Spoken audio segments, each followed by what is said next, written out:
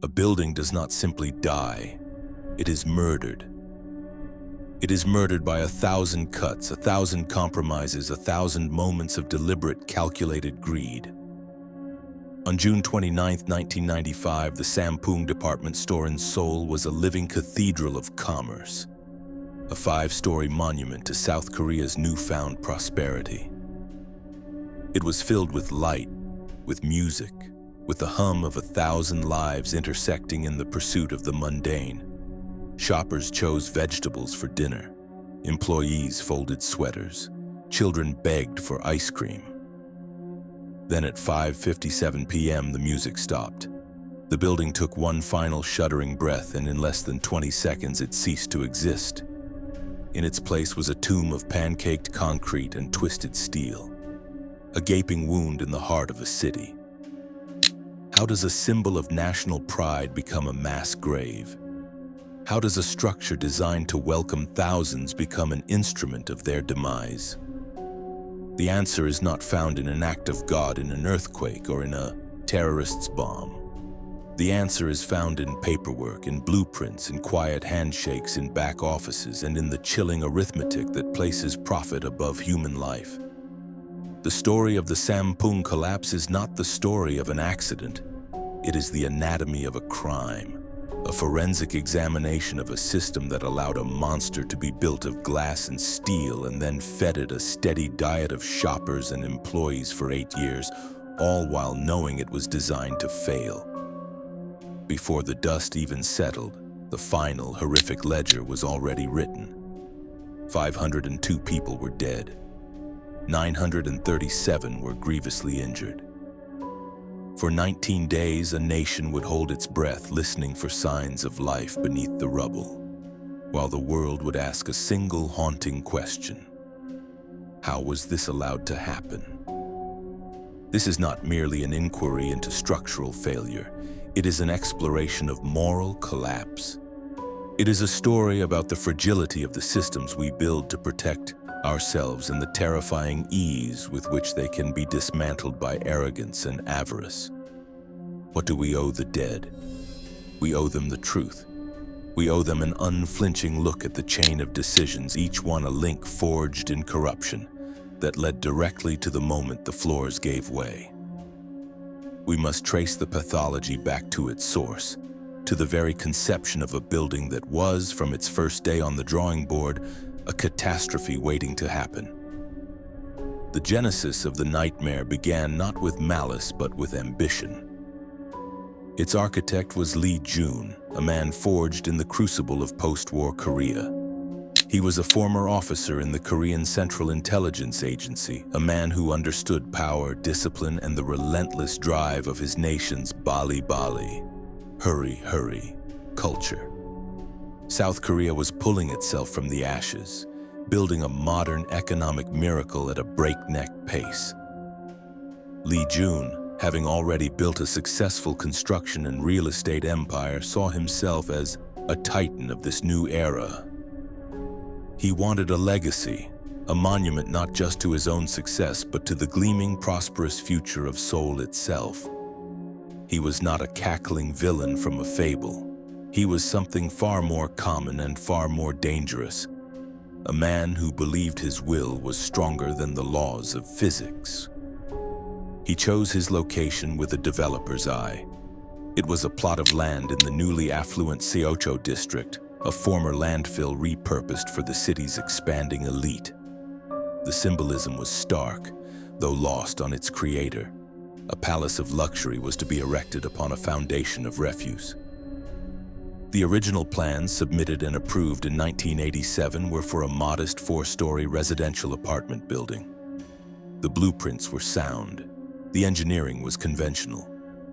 Had that building been constructed, it would likely still be standing today, a quiet home to hundreds of families.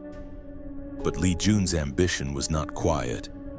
He did not want to house families. He wanted to capture the river of money flowing through Seoul's new economy. Here, the first crack appeared in the project's integrity, long before a single shovelful of concrete was poured. Lee Jun made a fateful decision. He would change the building's purpose. It would no longer be apartments. It would be a sprawling, opulent department store. This was not a minor alteration. A commercial space requires vast, open floor plans, fundamentally different from the load-bearing walls of a residential design. To achieve this, Lee Jun ordered his construction company to make a catastrophic change to the approved blueprints. They would simply cut away a number of critical support columns to create uninterrupted space for escalators. This was the building's original sin, a fatal wound inflicted at its conception. The structure was now fundamentally compromised, its skeleton deliberately broken to accommodate a commercial fantasy. This act of architectural butchery required official approval, which under any sane and ethical system would have been impossible to obtain.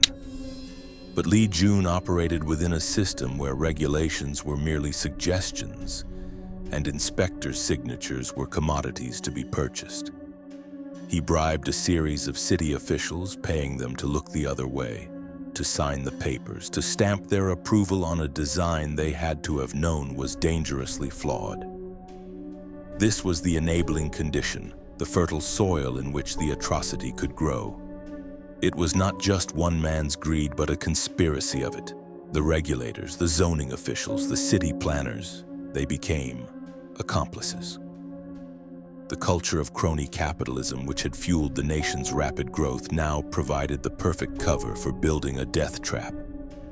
The public saw a gleaming new department store rising, a testament to progress. They could not see the corruption being poured into its very foundations. With the initial crime of the modified design covered by bribery, the pattern of escalation began. The project became an exercise in cutting corners, each decision adding another layer of stress to the already crippled frame. Lee Jun, ever ambitious, decided 4 floors were not enough. He demanded the addition of a 5th floor. This was not part of any original plan, residential or commercial. It was a massive, unplanned weight to be placed atop a structure that was already struggling to support itself.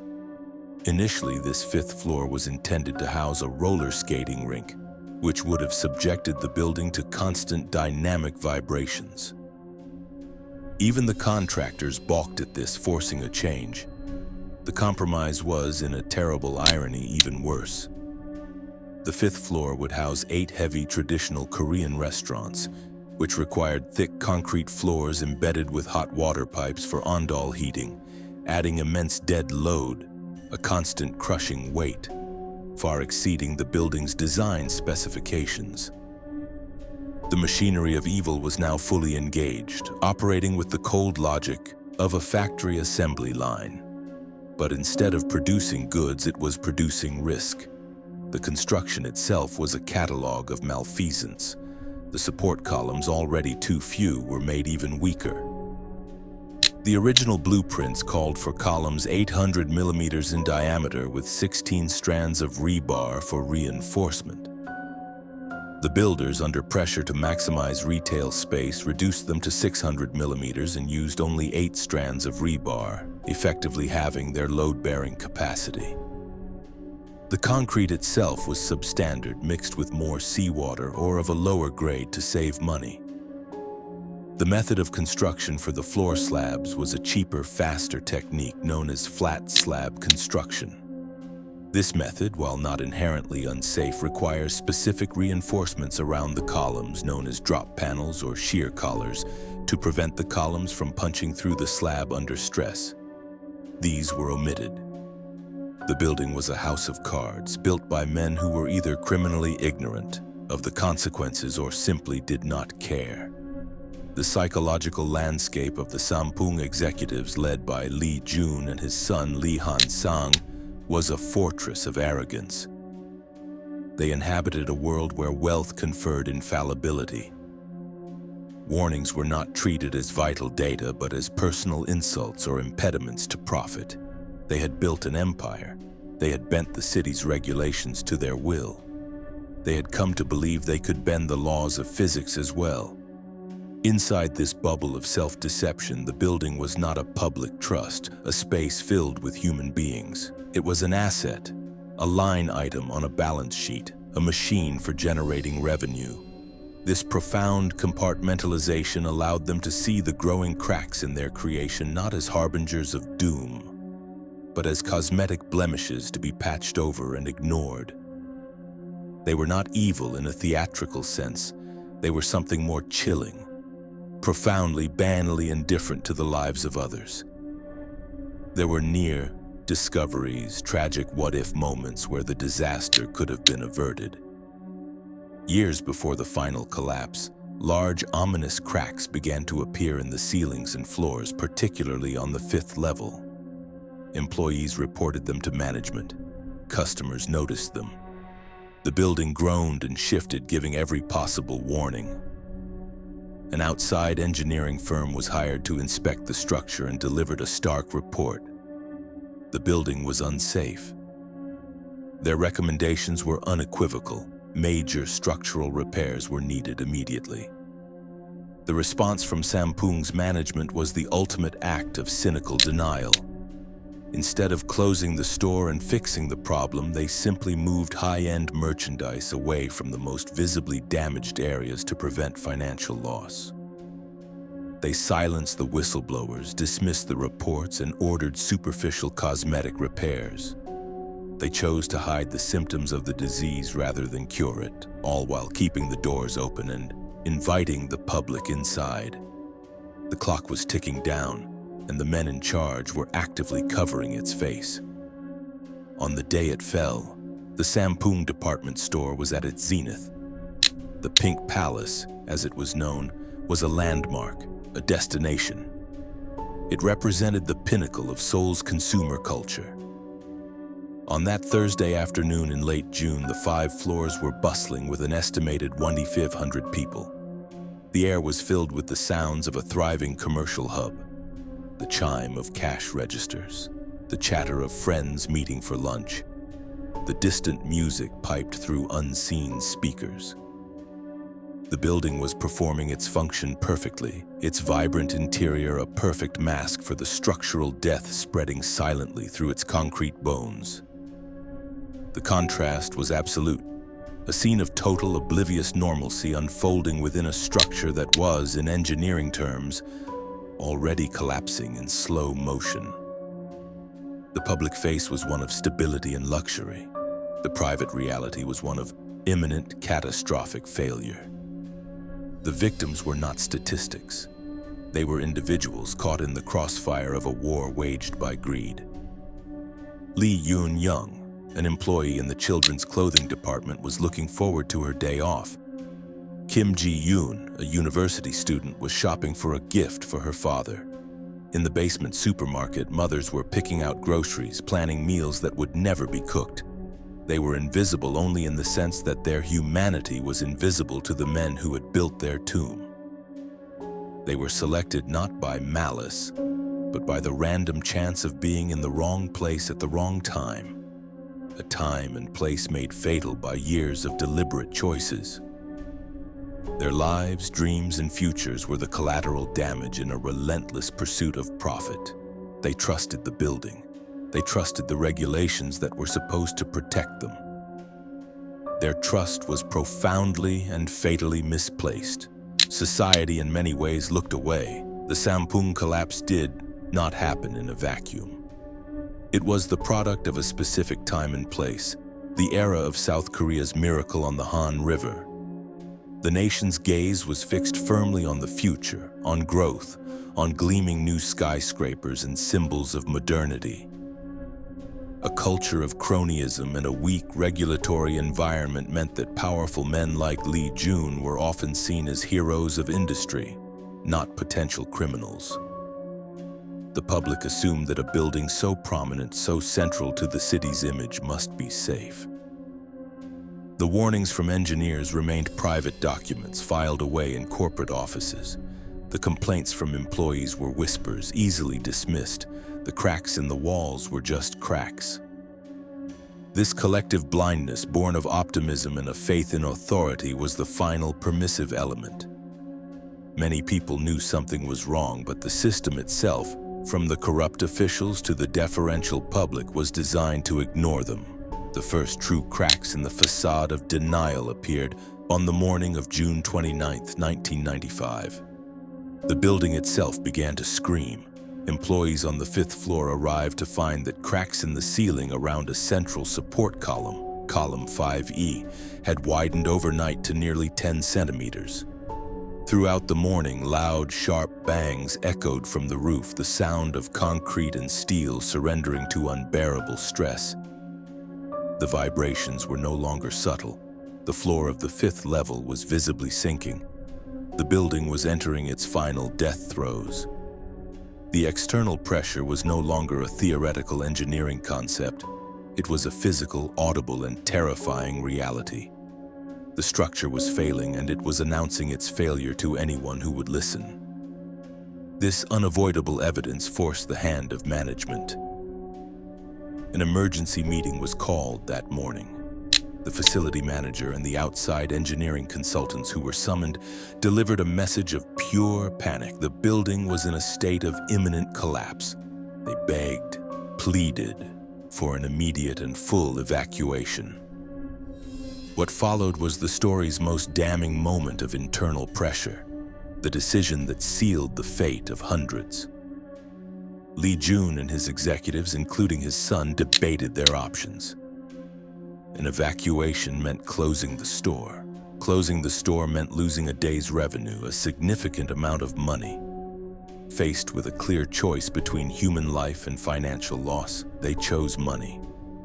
Their decision was a chilling portrait of moral bankruptcy. They would not evacuate. They ordered the gas to the 5th floor restaurants turned off. They decided to close access to the top floor. But the rest of the store, floors 1 through 4, would remain open for business. Lee Jun, having made this fatal judgment, then quietly left the building hours before it fell.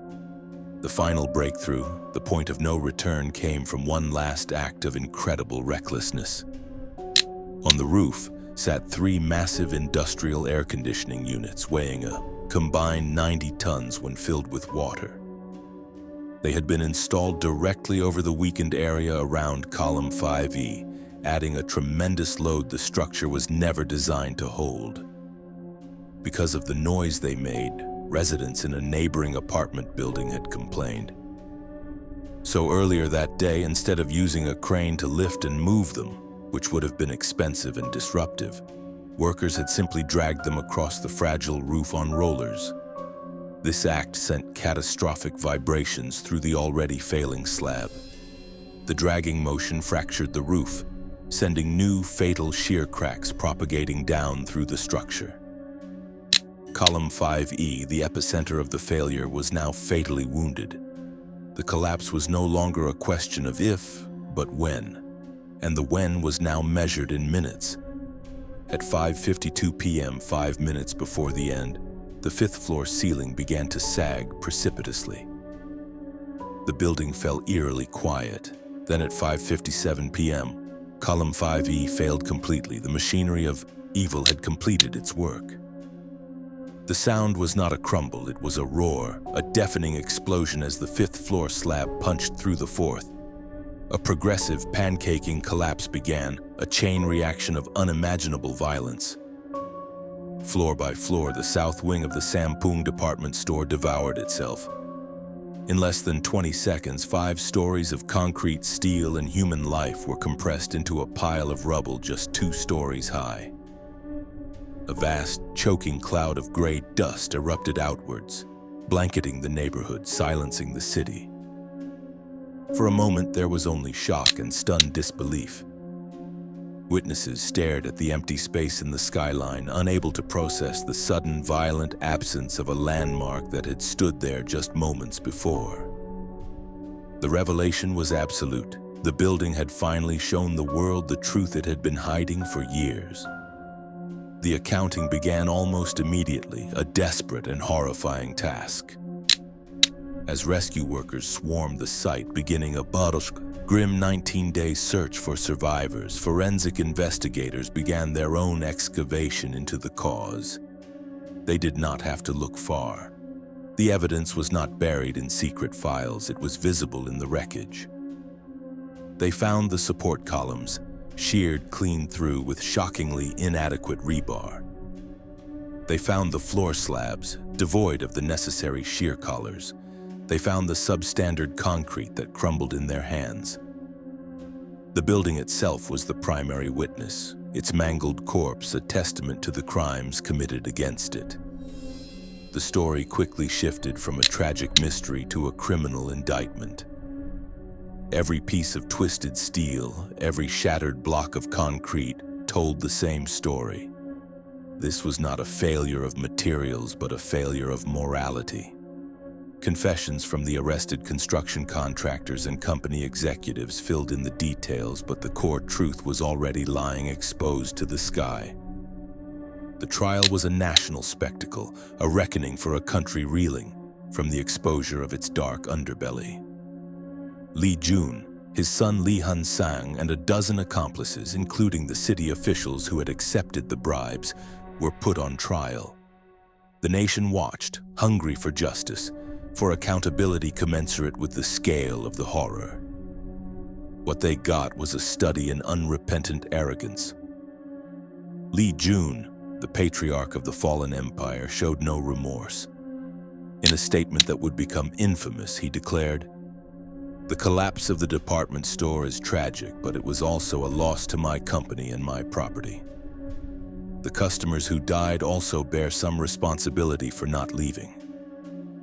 This chilling deflection, blaming the victims for their own deaths, solidified his image as a monster of pure avarice. Ultimately, Lee Jun was found guilty of criminal negligence and sentenced to 10.5 years in prison, a sentence later reduced on appeal to just 7.5 years. His son received 7 years. The corrupt officials received sentences and fines. To a grieving public for whom 502 deaths demanded a lifetime of accountability, the verdicts felt like a profound failure of justice. In the aftermath, amidst the rubble and the grief, came stories of incredible survival that captivated the world. 19-year-old Yu Ji-hwan was pulled from the wreckage after 11 days. Park Sung-hyun, a 19-year-old shop clerk, survived for 16 days by drinking rainwater. Choi Myung-suk, a 21-year-old, was rescued after 9 days. These miracle survivors became symbols of human resilience. But for every miracle, there were hundreds of tragedies. The families of the 502 dead were left with a void that no court verdict could fill. They formed advocacy groups, fighting for years for proper compensation, for official apologies, and for the creation of a memorial to ensure their loved ones were never forgotten. Their trauma became a lifelong burden, a private echo of the public catastrophe. The trial exposed the depths of the corruption, but the legal resolution left many feeling that the system had ultimately protected its own. The relatively light sentences for the chief perpetrators were seen as a failure to deliver true justice. The initial attempts by the Sampoong Group to use its influence to mitigate the fallout were a testament to the power they still wielded, even in disgrace. The larger cover-up, however, was not one of hidden documents, but of systemic culture. The Sampoong collapse forced South Korea to confront the reality that its economic miracle had been built in part on a foundation of unsafe practices and ethical compromises. It was a failure that went far beyond one company. It implicated a whole generation of development. The disaster became a permanent scar on the South Korean psyche. It shattered the nation's post-war optimism and forced a painful period of introspection. The name Sampoong became a synonym for corporate greed and systemic failure. In response, the government launched a massive nationwide review of building safety regulations. Codes were rewritten, inspection protocols were strengthened, a crackdown on bribery and corruption in the construction industry followed. The collapse, in its horror, served as a brutal but necessary catalyst for change. The site of the collapse was eventually cleared, and in its place now stands a luxury apartment complex.